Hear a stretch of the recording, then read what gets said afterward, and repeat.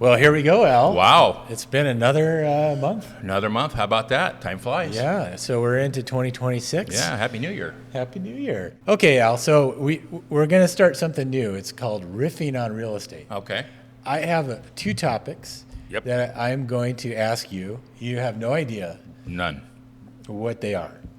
And so the first one, we're working on some company culture things right now, and coming from a place of service is a big thing for us. Mm-hmm. So what does the question, what can I do today to help you, mean as it reflects on our buyers and sellers when we're working with them? Well, I think it starts with the idea of not selling and thinking more about how can we truly help these folks. If we understand their motivations for either purchasing or selling, making a move in general, just what's the motivation behind that? Sometimes that's not a good reason. Sometimes it's a very happy reason, but we need to be sensitive to that so we can help them navigate these waters. All the time doing that, I'm not thinking about a commission. I'm not thinking about, oh gosh, I need to show them this house because I'll make more money. That's gone. It's really about just focusing on what their needs are and what can I do today to help them get to the next step in their life. It's, life's like a book and everybody's moving from one chapter to the next. And Right. so what can we do to help them? And I think if you approach it with a spirit of servant leadership, just how can I help you get here and do this? And part of that is being honest with people too. And if you're sincere and honest with people, I think people understand that and pick up on that and they appreciate that. Yeah, we always say you know one when you see one, and you know Yeah. an honest person when you see them and hear them, especially if they're coming from that place, right? And I really feel like that also kind of drops the layer of protection that Mm-hmm. a potential buyer or seller has, because we're the real estate Right. sales vampire, as you like to say. Yeah. And so if we come from that place and people are like, hey, they actually really are concerned about me, I think that helps to get out like what the real motivations are. And I think it's important for others to do the same, is get out of your own way. Stop focusing so much on all of your awards and accolades and start focusing more on them. And if you focus on them, then the awards and accolades will come to you automatically if you're Yeah. serious about this business. But just focus on your clients and what they need, and it'll all work out. Yeah, absolutely. So that's something to remember for us all. I think, if anything else, if you're competing against other brokers with a buyer or seller, if anything else, at the end of the day, no matter what, ask that question and be willing to back it up, right? Yeah. You may or may not hire me to work with you, but is there anything I can do for you today? Sure. Yeah. How can I help you get this done? Yeah. Okay, good. Okay, I've got a question for you. All right. Okay, you're a brand new broker, just hung your license. What are the most important things I should be focused on first 30 days or so? Okay, so we have a really comprehensive checkup. It's almost like going to the doctor. Mm-hmm. You have to get a checkup every once in a while and make sure that you're firing on all cylinders. Right. And that's the same for a brand new broker. There's some just base level things that a brand new broker needs to do. First of all, they need to set themselves up in training and get the training going immediately, right? And it should be, in my opinion, I don't know how you feel, a working training environment. I think so too, yeah. Nothing's as exciting as actually starting to work with real live people. So you mean working, like treat this as a career? Yeah. Not a hobby? Not a But hobby. I just want to dabble Yeah. in real estate. Yeah. I want to get into Yeah. real estate. And it's funny you say that. I don't think most people kind of set out thinking I'm going to be a dabbler. Mm-hmm. Right. I think it just kind of happens Yeah. because it's easy to hide, right? It is. And not intentionally hiding. It's just like, well, I could go to the office today, but I could also go out to lunch with my buddy, Yeah. right? Yeah. So that's part of it. And that leads me into this. You got to get onto a schedule. Yeah. And that means that we have to sit down and say, here's what works, here's what your schedule should look like, and you need to stick to it, not just for the first month, but for the whole year. Yeah. So treat this seriously. Treat it seriously. Like it's a real thing. Like it's a real Yeah, thing. okay. It's very important. Yep. So and then just a general checkup on all of your platforms. We have a 2-page list of basic things you have to do before you even can really get into working with people. That's basically getting yourself up and running. Right. You're going into business for yourself, and just like any business, you have to open the store. You have to get your signage. Yep. Right. You have to get your inventory, which means know your inventory. Right.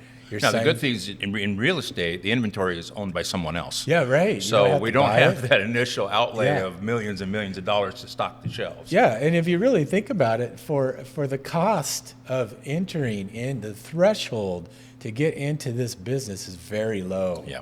It doesn't cost you a lot of money. It seems like it at the time because you don't have a paycheck, Right. which we realize. Yeah. And that's why we ask you to really launch yourself as effectively as possible from the beginning. Yeah, give yourself the best shot, and I think a lot of it, you said exactly what I was thinking, but a lot of it, I think it starts with just being curious. How can I get better at this? What do I need to know? What do I lean on the experienced people in our offices for sure and say, okay, what do I need to know? What do I Right. not know that I don't even know I don't know? And You got to show up to yeah. figure that out, right? And you do have to show up. You got to come to the meetings. Yep. You got to come into the office. If you don't have any place to go, come to the office. I mean, I know that sounds old school, but even if nobody's there, people come in and out. You're going to get some information. You're going to get familiar with people. You just got to get activated. Yep, absolutely. Yep, good. Okay, Alan, here is the ultimate new broker question I'm going to ask you. Okay. How long will it take me to get my first real estate transaction? Ooh, okay. Well, we need to backtrack for a second. So let's say I'm your buyer. Let's pretend your first transaction will be with a buyer. Okay. Most likely Which is will be. usually the case. Usually the case. Okay. We go out and we look at houses today, and I find one that I like, and I want to put an offer on it, and let's say we even get it accepted, right? Well, it's going to be at least 30 days probably before it closes, okay? So right now you're automatically 30 days out. But how many houses did you and I go out and look at before we got to that point? Maybe it didn't happen on the first day. Maybe we've been going out every weekend for a month or two. Okay. And I'm just not finding things that I like, right? So let's say a couple months, and then I find one. So now you're 3 months into this, right? Well, then the big question is, how long did it take you to find me? Right. Yes. Did you find me on day one, or did you find me on day 90? And how did you find me? Yeah. Right? So if you found me on day 90 and we spent 2 months looking at houses and then another 30 days before it closes, it could be 6 months. Correct. So the key to that, it could be even longer, right? Right. We've had people that have taken 10, 11 months for their first closing. We've sure. had other people that have knocked it out of the gate first month. Yeah. So the key is, how do you front load that system? What activities are you doing to find people? So how long does it take you to find me? Well, if you're out doing open houses every weekend and you're meeting people that have a demonstrated interest in real estate, Yeah, meeting more humans, getting in meeting the more community. real people, Yeah, right? Not yeah. just online. Right. Not looking. Checking you're checking the MLS. Yeah. Or Well, going to classes. And all that's important. It is. Now, we have a lot of folks, though, that hide in classes. They're afraid of making a mistake, and they want to be perfect, and so you got to get out of that mode, too. You need to spend time every single day researching the market. How long does that take? Maybe an hour. I don't know, however long it takes you to do it. Research the market, go out and preview property, right? Then study your craft. What is it going to take to improve your communication skills? And then, what are you doing to meet people? How are you finding the buyers? The lead generation activity. I Right. know that sounds old-fashioned, but that is the key. The number of contacts that you make is where it's at. If you're not meeting a lot of people and they don't know what you're doing, then you're selling yourself way short. I'll tell you a good example. A friend of mine moved down here from Juneau, Alaska. He was a real estate broker there, very small I know who community. you're talking Everybody knows everybody, right? And he didn't like the big city. So he was working in a warehouse. He wasn't even selling real estate down here. I met him and we found out we had a lot of common ground, and I talked him into joining our office, right? Well, he knew nobody except for his brother-in-law who he worked with. So what did he do? Well, he got his license and got everything dialed in. He knew what to do, but he knew nobody in this market. So what did he do? He went out every Saturday and did an open house in the morning and did a second open house in the afternoon. And every Sunday he did an open house in the morning and another open house in the afternoon. And he tried to scatter in some twilight open houses because he knew that meeting people that are interested in buying or selling real estate is going to happen if you're doing open houses, right? Yeah. And he had 3 closings in the first 6 months because he was meeting people, right? And imagine if you kept doing that, even when you got busy. Yeah, absolutely. So front load that system. Hopefully it can happen for you quickly, and then the training kicks in, and there's support staff there to help you get through your your transactions. broker support and training is really crucial to that too. The faster you get up running, the better. Yep. Because you need to do lead generation, but you got to know what you're doing. Absolutely. Right, to do that. And then just your follow-up skills. Follow-up skills are critical.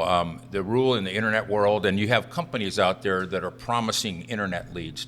That's how they attract new brokers, right? An internet lead is not the highest quality lead.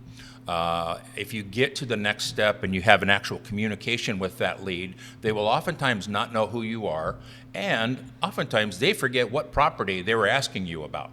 Right. Because they're just on the keyboard randomly looking at things and shooting information out. Right. The rule in the internet leads is if you don't respond within 5 minutes, they're gone. You've already lost them because they've moved on to another broker. I think it's even more than that. I think if you don't answer the phone immediately, it's probably gone. That's probably even I'm not better. trying to be a contrarian, it's probably even better. But the point is, meanwhile, you need to meet people. Yeah. And so doing open houses is one of the best ways I still think of that you can do that. Yeah, and it's not the only way. It's not the only thing we teach you, but it's a primary way for a new broker to really get out there. You have qualified, generally speaking, people that are out looking in the market, walking through the door. Where else are you going to find those folks? Well, and this is not just opening doors for people and saying and standing there and saying, "Look, everybody, a kitchen." Yeah. Right? No, this is about setting up with strategy, knowing everything that's going on in that neighborhood that day during that open house. How many other open houses are going on? What are the sales statistics in that neighborhood? What are average days on market in that neighborhood? Is this house a good buy or not? You have to know all those things, so when somebody walks in, within the first minute or two, they know that this person they're talking to is an expert. Right. This may be your first day ever doing an open house, right? Yeah. But if you know all this stuff and you know more about Happy Valley than they do, guess what? That gives you some competence and it gives you some confidence. Absolutely. All right. Final question? Final question. What do you think the biggest challenge is today for brokers who are working with sellers?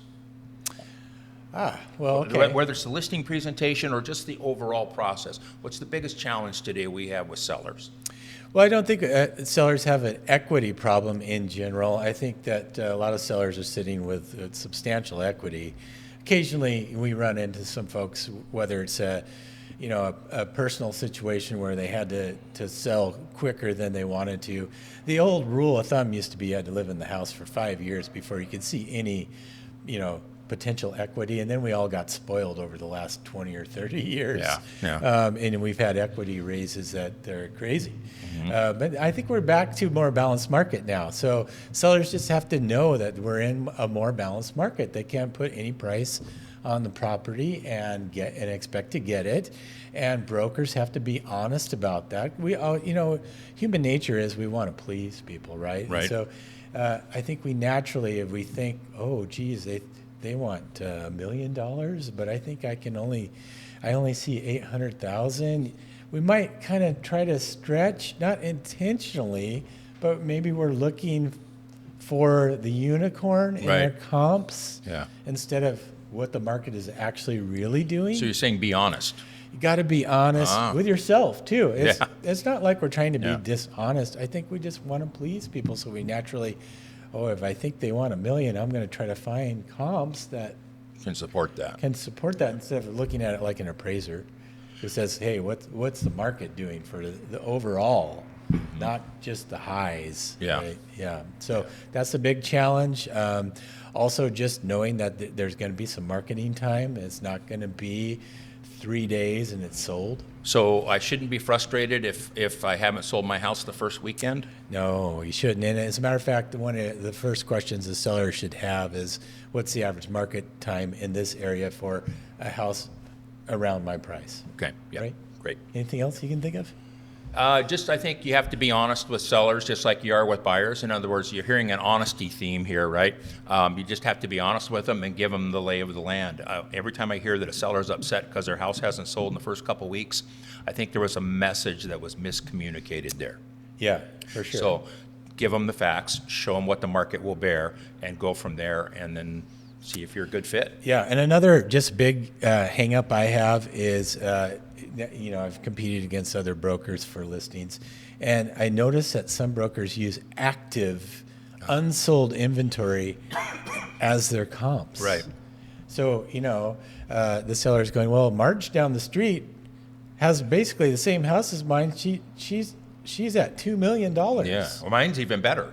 Yeah. I've got heavy-duty nails, and I got new coasters on the Right, coffee right. table. So, And Marge's house is priced $500,000 over what it'll probably sell for. so if a house sits on the market long enough unsold, then there's telling a story there. We probably Yeah. shouldn't be basing what we should sell this house on that. Yeah, or just don't use active listings as comps. It's good to know what the competition is, but it doesn't count if it's not pending or sold, right? Yep. In my mind.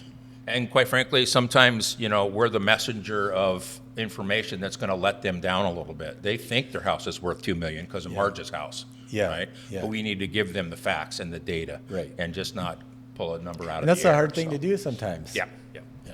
All right. Great. That's it. That about sums it up. Yeah.